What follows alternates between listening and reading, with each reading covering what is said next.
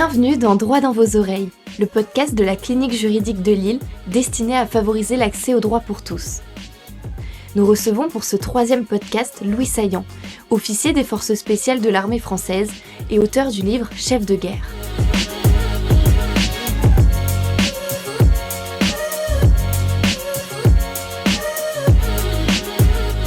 Aujourd'hui, on est au sein de l'Université de Lille, de la faculté de sciences juridiques, politiques et sociales.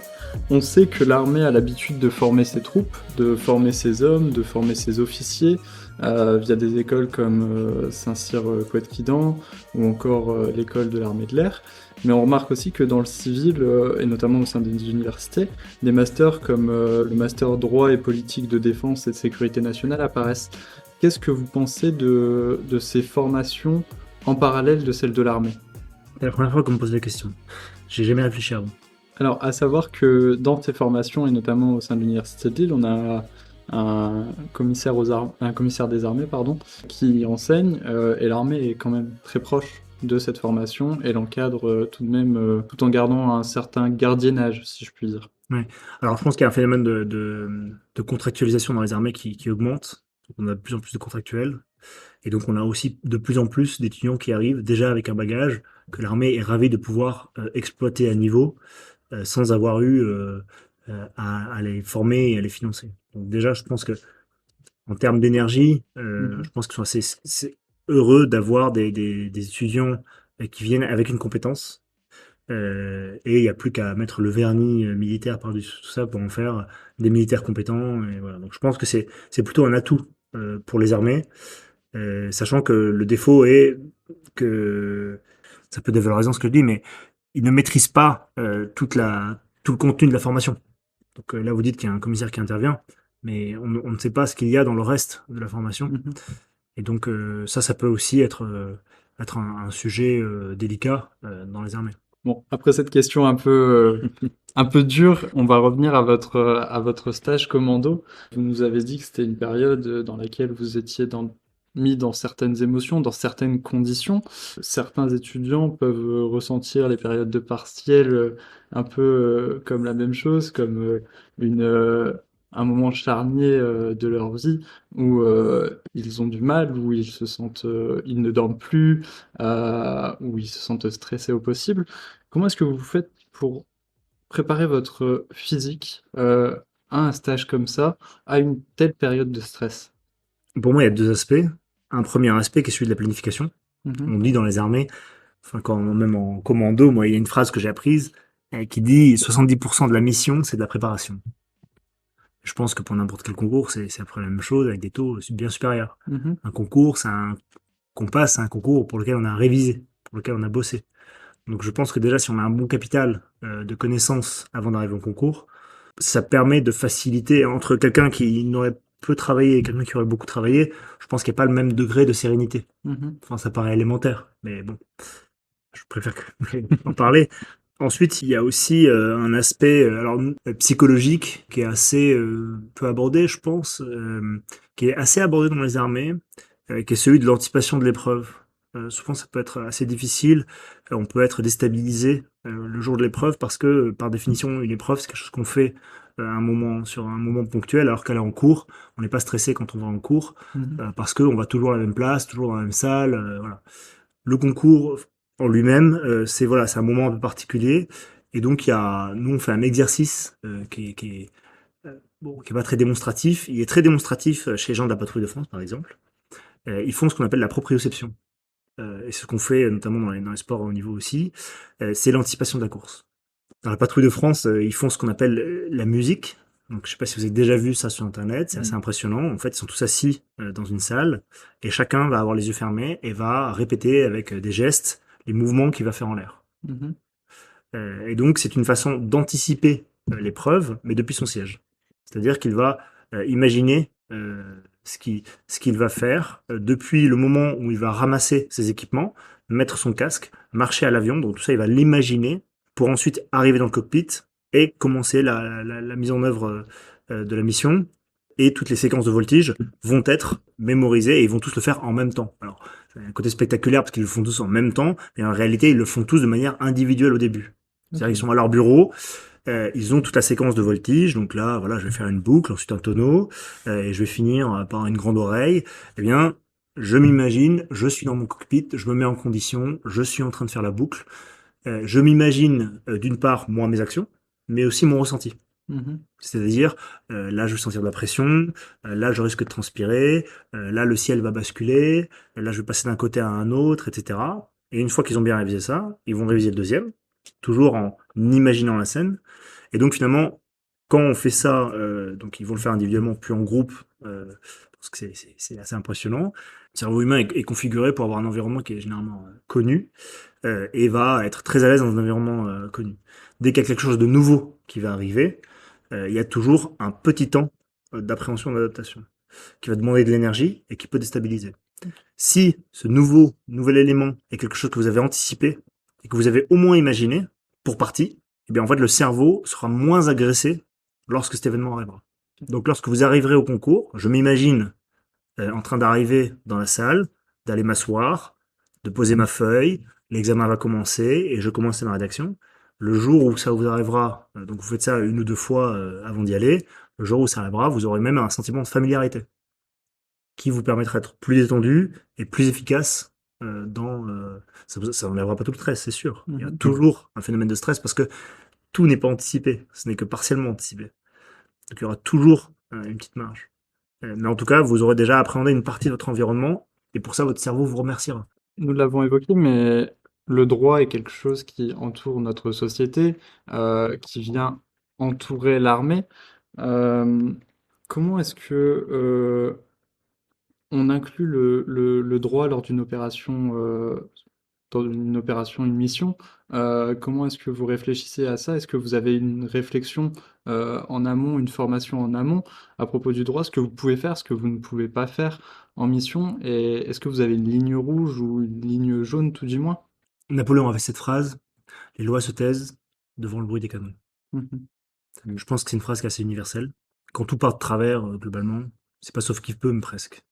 En amont, on va quand même essayer alors ça c'est pour vous dire globalement ce qui se passe dans la réalité, même si voilà, en amont, on a quand même des règlements, on a ce qu'on appelle sur les théâtres des règles d'engagement. Alors ça c'est le cœur du métier, notamment des commissaires. On a des juristes sur place pour bien veiller à ce que les opérations soient menées dans des conditions de droit international notamment cohérentes. Je pense notamment, par exemple, au traitement des prisonniers. Il y avait eu, quand j'avais commencé, on mettait des serflex, ce sont des petits liens plastiques dans le dos, et à la fin on n'avait plus le droit. Il fallait absolument qu'on les mette devant, parce que voilà, il pouvait y avoir des lésions au niveau des épaules. Enfin bref, on nous avait dit, le juriste était venu nous voir, maintenant les prisonniers c'est fini derrière, devant pour tout le monde. Ce qui nous arrange pas trop, parce que devant, le mec est plus mobile, il a accès à ses pieds, il peut faire, voilà, ce qui est un peu plus embêtant. C'est pareil pour les systèmes d'obturation des yeux, des oreilles. Avant, on mettait un sac sur la tête, donc le mec pouvait plus voir, et on mettait des écouteurs. Donc, vous avez peut-être vu dans les films, voilà, les prisonniers sont conditionnés comme ça. Donc ça, c'était avant, parce que le juriste est arrivé. Il nous a expliqué qu'en fait, il ne fallait plus que l'on fasse ça, puisqu'il y avait des cas de prisonniers qui, avec l'humidité, avec la transpiration, etc., avaient eu des problèmes pour respirer au travers de la toile et avaient tendance à suffoquer. Donc on avait remplacé les sacs par des cagoules ou par des masques. Ok. Pour des masques noirs, donc qui obstruent complètement la vision, mais qui leur permettent de respirer, voilà, malgré tout. Donc ça, c'est des petits éléments. Mais pour ne rien vous cacher, pour dire la vérité, c'est des petits éléments que l'on traite en post-action. Moi, il m'est arrivé de mettre des prisonniers, les menottes derrière, et puis au moment de les ramener sur base, je les remets devant. Ok. Au moment du traitement, en fait, ils aient les... Non, mais c'est voilà, enfin... Pour des questions de sécurité. Mais bien sûr, oui, c'est ça. Et bon, voilà, je comprends que la loi soit faite comme ça. Après, sur le terrain, je n'ai que faire de la loi. Ce qui compte, c'est la réussite de la mission et la survie de mes hommes. Et en fonction et généralement, c'est plus la survie de mes hommes et la réussite de la mission. Dans cet ordre-là. Donc moi, c'est ces deux grandes règles que je peux appréhender. Le reste, Voilà, c'est quand j'arrive sur base, ah oui, au fait, faut enlever le truc, faut remettre, machin, là, là, pour qu'ils soient conditionnés correctement par la suite, etc. Pourquoi? Pour une raison simple, parce que je n'ai qu'un cerveau. Et qu'au moment de l'action, j'ai 1 million de d'inputs qui vont m'atteindre, j'ai 1 million de petites informations qui vont m'atteindre, et je dois gérer tout ça. Je dois gérer, je dois hiérarchiser les choses, et donc la loi fait partie de la fin de ma hiérarchie. C'est pour ça qu'elle est traitée vraiment à la fin, pour voir qu'est-ce qui est en règle, qu'est-ce qui n'est pas en règle. L'efficacité avant tout. C'est l'efficacité avant tout. Et c'est là où on arrive à des problématiques, souvent sur les théâtres, c'est quand le droit commence à obérer les opérations. Ok. Ça, c'est une vraie problématique qui est très difficile à comprendre, parce que souvent, ceux qui font le droit sont trop éloignés de la réalité. En fait, on en revient même à notre discussion de tout à l'heure, justement, avec le devoir de réserve qui n'est pas assez défini, et à l'inverse, certaines autres notions qui sont trop définies, avec trop de conditions, trop de restrictions, ce qui fait que vous, au quotidien, autant justement avec le devoir de réserve, bah, vous savez pas où vraiment vous placer, autant là, par exemple, vous expliquez avec les menottes où vous êtes trop placé, au point que du coup, parfois, c'est tellement éloigné que bah, vous allez mettre votre sécurité en jeu, celle de vos hommes, etc. Donc Ah en bah, fait, et ça, c'est quasi permanent. Hmm. Moi, j'ai pour habitude de dire que j'ai passé toute ma carrière à faire des choses illégales. Toute ma carrière. Et j'ai donné des ordres illégaux, je le sais, pendant toute ma carrière. mais Pas vu, pas pris. mais c'est une grande critique justement ça du. Je sais pas si je devrais dire ça. Non, mais c'est vrai que c'est un grand défaut un petit peu du droit malheureusement, c'est qu'il est beaucoup critiqué sur un point en particulier, c'est que parfois il est trop éloigné de la réalité et justement sur un milieu Surtout dans ce milieu-là. exactement, Donc, c'est aussi intrusif, en fait. exactement. Quand ça va aussi loin, il y a un moment, en fait, moi, le droit, il reste à la base. Enfin, à la base, la base opérationnelle. C'est-à-dire qu'il va rester là, moi, je vais partir faire mon opération, et ensuite, je reviendrai et je ferai en sorte que tout soit conforme au droit. Pour que mon opération ne soit pas mise en défaut d'un point de vue légal. Mhm. Voilà. Parce que ça vous est déjà arrivé qu'une opération échoue totalement à cause du droit? Non, justement, j'ai veillé à ce que non. D'accord. Parce que, comme je vous ai dit, on a des règles d'engagement qui sont assez poussives aussi. Mhm. Donc, il y a toute une série, il y en a plusieurs centaines, à vrai dire. Enfin, je ne sais pas s'il y en a plusieurs centaines, mais elles sont classées avec des chiffres, avec 3 chiffres à chaque fois. Avec donc des catégories des groupes d'appartenance. Mhm. Donc, il y a la règle d'engagement pour le traitement des prisonniers, il y a la règle d'engagement pour les hélicoptères, et les règles d'engagement qui vont être déclinées pour les hommes au sol. Enfin bref, en fonction du temps dans l'opération. Donc tant qu'il n'y a pas d'hommes au sol, voilà quelle règle d'engagement nous avons. À partir du moment où il y a des hommes au sol, la règle d'engagement va changer pour arriver à celle-ci. On avait par exemple une grosse problématique sur donc le détail. Enfin, c'est pareil, le détail très riche de ces règles d'engagement dans un environnement qui était protéiforme, environnement qui est lui tout aussi riche. Donc pour faire coïncider les deux, c'était l'enfer. Je pense notamment à la définition du combattant. Définition du combattant, vous arrivez dans le désert, le gars voit les hélicos, il jette sa Kalachnikov dans un trou qui recouvre, il n'est plus un combattant. Ok. Comment je fais? On avait des règles d'engagement qui allaient très très loin. Par exemple, vous avez certaines règles d'engagement qui disent que vous pouvez répliquer si on vous tire dessus, mais si l'adversaire se replie, vous n'avez pas le droit de poursuivre. Au droit de réplique, il fallait ajouter le droit de poursuite, qui est hyper délicat, parce que ça veut dire que si quelqu'un vous engage, il prend sa calache sur le dos et il part en courant, Ouais. est-ce que moi, je peux légitimement lui tirer dessus? Puis vous n'avez pas le temps de vous poser ces questions-là. C'est un petit peu, d'ailleurs, un nous, petit on est peu dans le comme feu, en fait. comme la légitime défense. C'est vrai que c'est quelque chose, on dit souvent. Une défense, c'est déjà compliqué pour les policiers, ça. hein, comme vous Ouais. voyez, pour les gendarmes, c'est très Exactement. compliqué. Mm. Nous, vous imaginez bien, on rentre dans la pièce, on a 2 secondes pour savoir si Ah les oui, gens sont armés, c'est pas pas armés. longtemps, On le tire dessus de manière organisée, c'est-à-dire que là, on ne parle pas de menaces isolées. Parfois, c'est un groupe de combat qui manœuvre face à vous. Je peux vous dire, le droit, malheureusement, c'est d'abord. Non, mais ce que je dis, c'est d'abord la survie de mes hommes, le bien de la mission, et ensuite, on va avoir le droit. À la base, vous voyez Exactement. ça. Exactement. Ok. Puis tout à l'heure, vous avez des références littéraires, des références historiques. On sait que l'armée et même les institutions apprécient et adorent les épreuves de culture générale. Les officiers, surtout. Les officiers surtout, oui. Est-ce que vous avez des livres que vous avez lus durant votre instruction, durant vos années, qui vous ont permis de faire grandir votre culture générale et votre maturité du point de vue de l'armée? Oui, il y a des auteurs, des bouquins qui m'ont permis en fait de faire un tri aussi dans mes problèmes parfois. Mhm. Je pense notamment à Thucydide, qui a beaucoup écrit, donc c'est un auteur antique qui a beaucoup écrit sur la guerre, et on se rend compte que certaines problématiques qu'il habitait lui nous habitent encore aujourd'hui. Donc c'est qu'il y a quelque chose de, de, de naturel à avoir ces problématiques-là, et que du coup elles vont pas être solvées aussi facilement qu'on le pense, parfois. Je pense aussi à beaucoup d'auteurs. Alors moi, je sais qu'aujourd'hui, beaucoup d'officiers s'attachent à lire beaucoup de livres du XXe siècle. Parce que, bon, alors déjà, il y a beaucoup de livres qui ont été produits au XXe siècle. L'imprimerie, c'était quoi? C'était fin 19e, l'imprimerie, je pense. C'était Luther. À peu près, ouais. On a moins d'écrits sur le 19e, sur le 18e, alors le 17e, n'y Mm. pensons même pas. Sauf que il y a de très grandes richesses dans ces écrits-là. Or, on les néglige un peu parfois, et je trouve ça assez dommage. Après, il y a aussi, le monde littéraire militaire est très riche, extrêmement riche, surtout au niveau mondial. Enfin, c'est aujourd'hui comme on est mondialisé, on peut lire des bouquins de n'importe où, et il y en a vraiment beaucoup. Moi, j'avoue, les auteurs antiques m'ont beaucoup aidé, sachant que beaucoup d'auteurs antiques, en fait, beaucoup d'entre eux sont militaires, en fait. Mm. On le sait pas, mais Platon, Aristote, c'était des combattants. C'est des gens qui ont fait plusieurs campagnes militaires. Et c'était je pense qu'ils ont plus de points communs avec des militaires qu'avec des philosophes au sens propre du terme qu'on trouverait dans une université, par exemple. Mhm.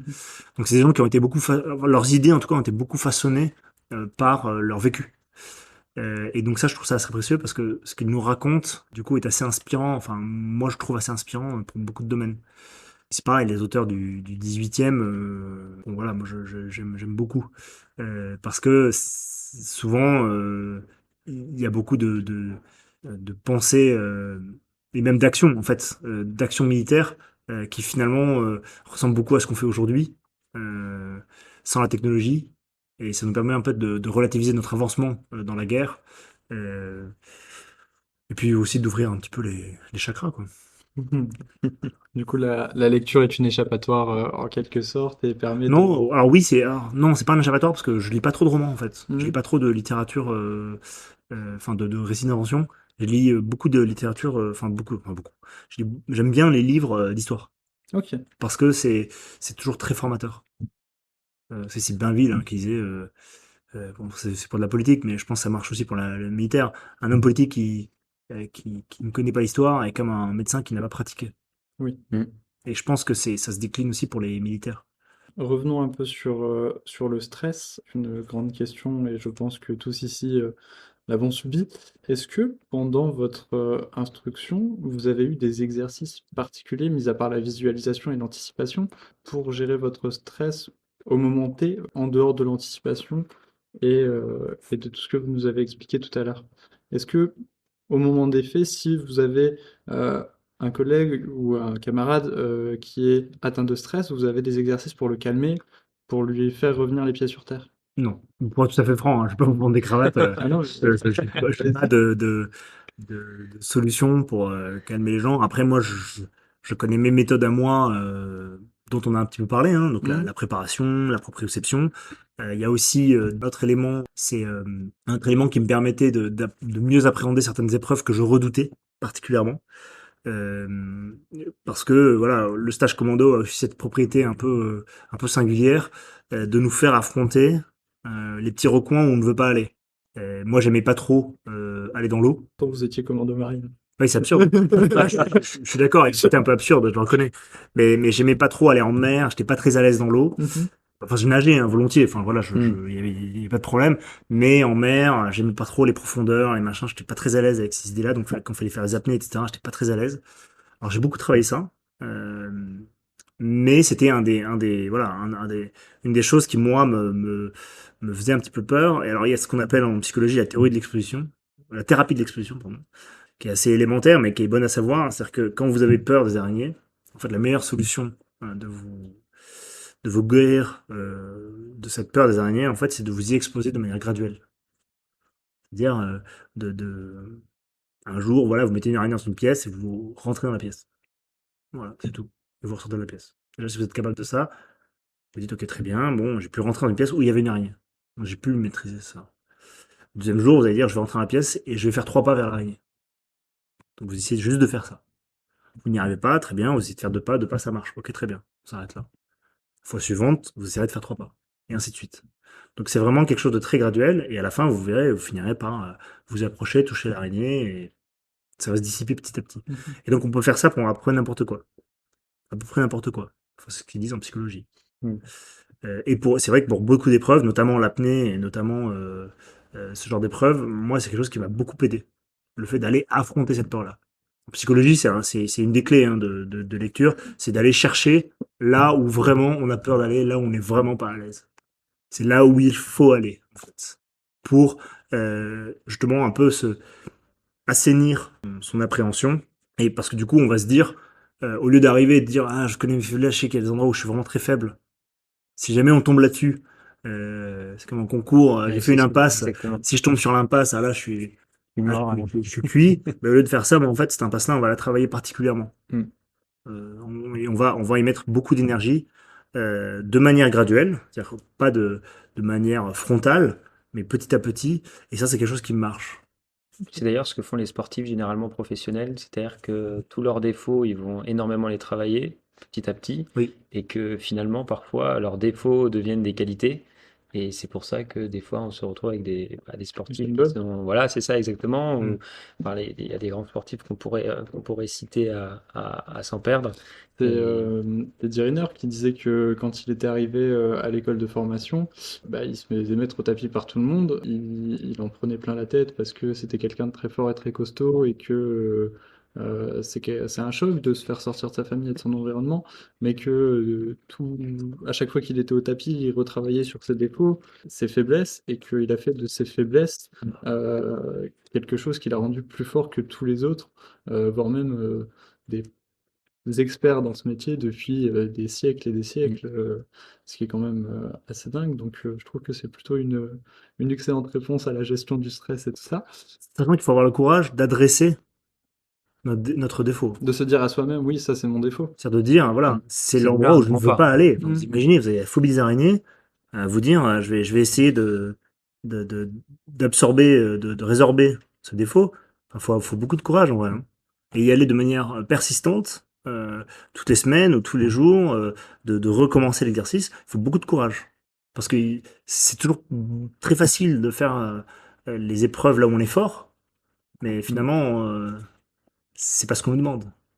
Ce qu'on nous demande, enfin, ce qui va demander du courage, c'est vraiment d'aller dans ces recoins un peu sombres. Bah, c'est exactement comme les concours, c'est très facile d'arriver à une épreuve où on sait qu'on la maîtrise parfaitement, mais généralement on fait tout pour, comme vous le dites, on fait toujours une petite impasse parce que on On a calcule les coefficients, Ah, exactement, on est meilleur dans ce bien cas sûr, bien sûr, en preuve, je peux la dessiner.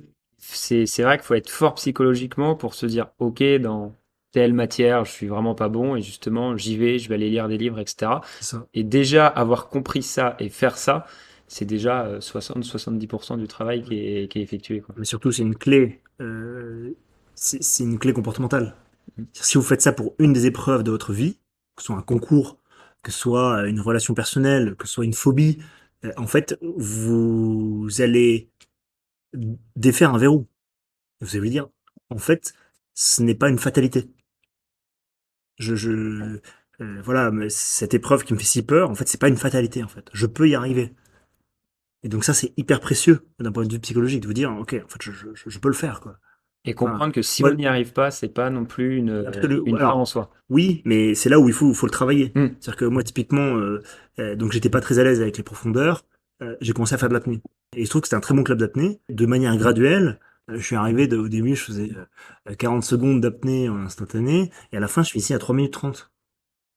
En 6 mois. Mm. Mais parce que pendant 6 mois, je m'astreignais à aller aux séances, à faire les exercices qu'on me demandait. Je faisais que ça. Et en fait, bon, ils avaient une très bonne pédagogie qui nous permettait d'aller de petit à petit, du petit bassin au grand bassin. Et pour finir par être hyper à l'aise. Aujourd'hui, je suis hyper à l'aise en apnée parce que je sais que psychologiquement, j'ai cassé des verrous en fait. Comme je vous l'ai dit tout à l'heure, j'ai fait l'un des 6 lycées de défense, donc un lycée militaire. J'ai pu goûter à ce que l'armée nous apportait, notamment aux valeurs que nous apportait l'armée. Et j'ai remarqué que bah, au quotidien, ça me servait encore, ça me permettait de moi garder une vie saine, etc.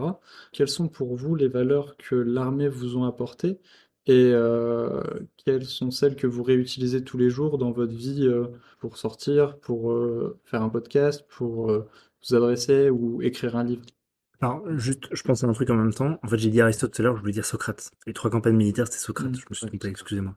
Pas de souci. Quand on fait son stage commando, on est mis dans des conditions qui sont très dégradées. On mange froid, on mange vite quand on mange, on court partout, on est mouillé tout le temps.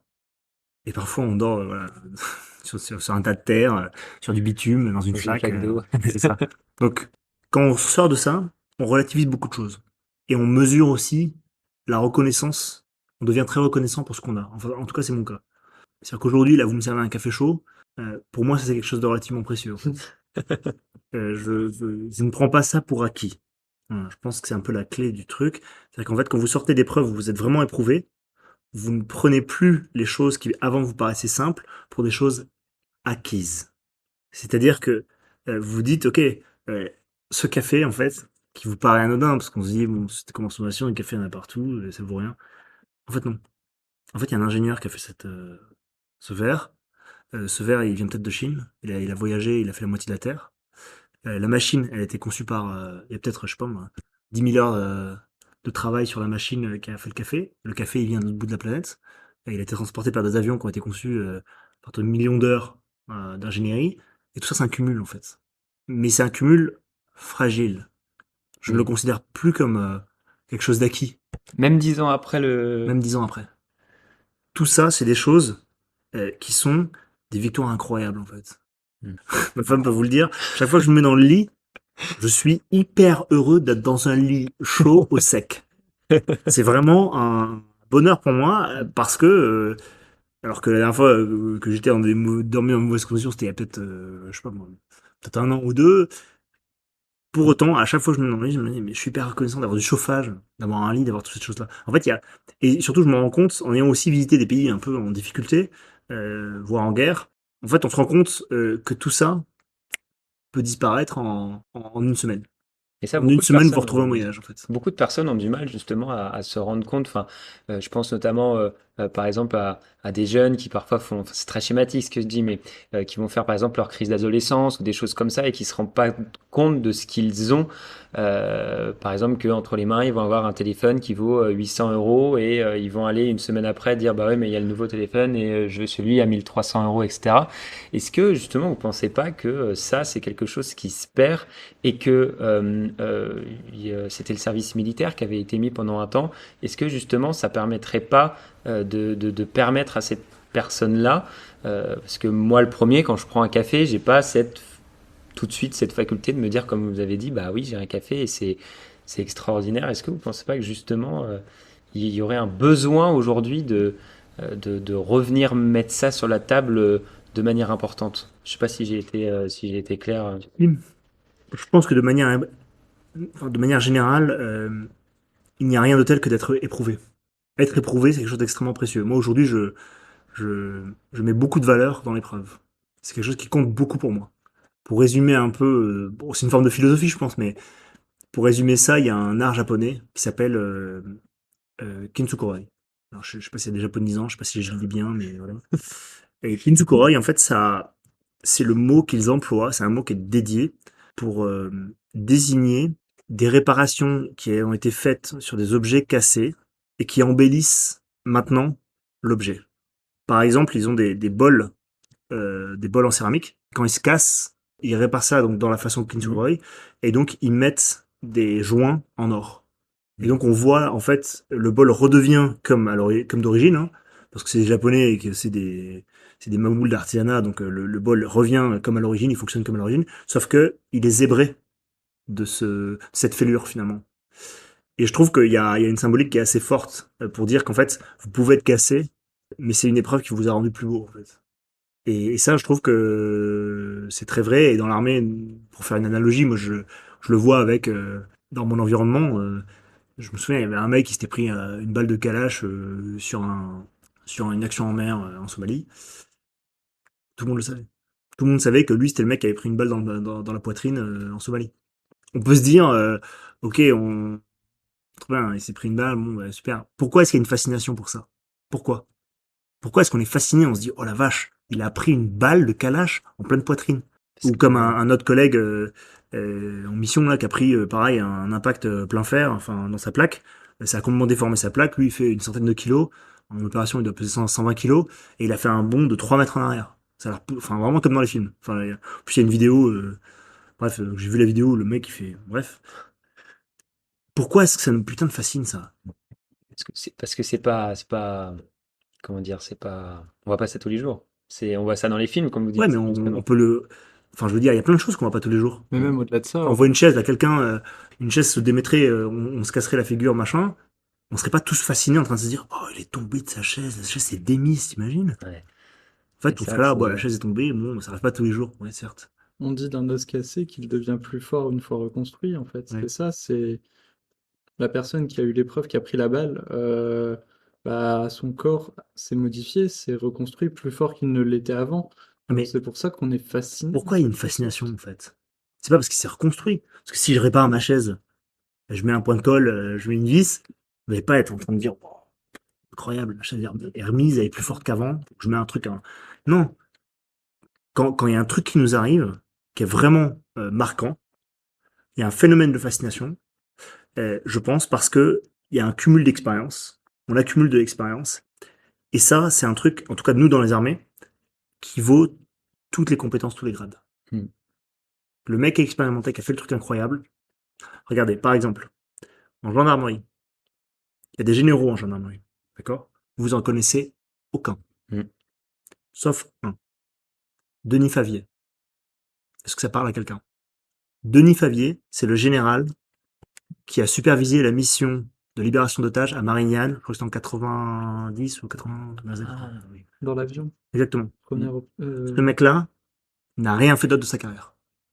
Enfin, Hmm. rien fait. Excusez-moi du terme, mais je veux Oui, dire, bien pas sûr. aucune Oui. autre action de manière aussi spectaculaire. Et pourtant, ce mec-là, il fait des masterclass, il est connu dans le milieu, tout le monde le connaît, tout le monde se targue de connaître Denis Favier parce qu'il a fait cette action-là. Il n'y a rien de tel que l'expérience. C'est l'expérience qui a rendu le GIGN populaire.